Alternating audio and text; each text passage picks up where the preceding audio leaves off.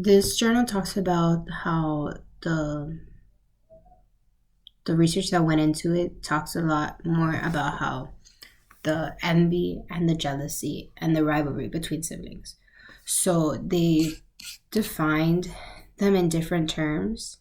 They defined jealousy as a resentment of love. So rivalry and jealousy go hand in hand together, as it's like shown here, and it talks about how the jealousy was like from a third person, and that there's like a thin line between rivalry and jealousy while one does affect the other, and that's why the love of a parent affects the rivalry of siblings, because if one gives more love than the other, then they'll fight or they'll be rivalrous towards each other because of the emotional affection that a parent gives.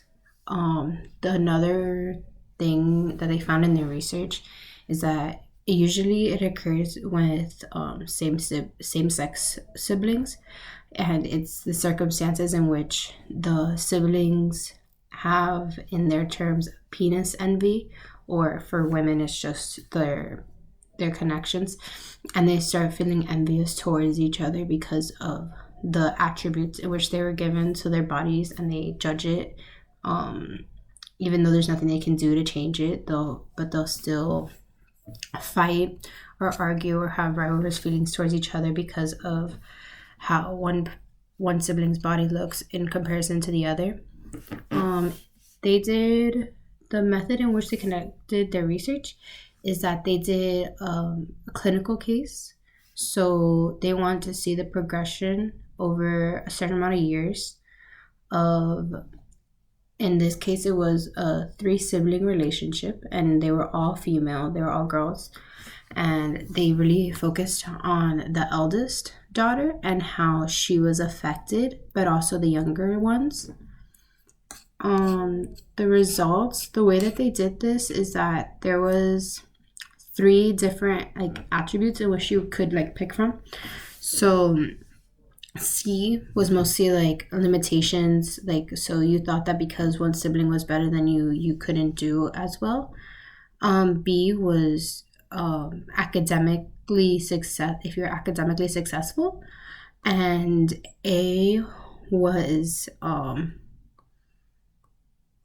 well, what they did was that they used these terms, but they were able to distinguish each sibling with a different one. And then A, which is the eldest daughter, she usually wanted the affection of her father more. So they found that she was more connected with the father. So when she went away for college, she would always be calling the dad or making visits home to make sure that no sibling took over her connection that she had with her father. And then the youngest daughter, she had an emotional distance.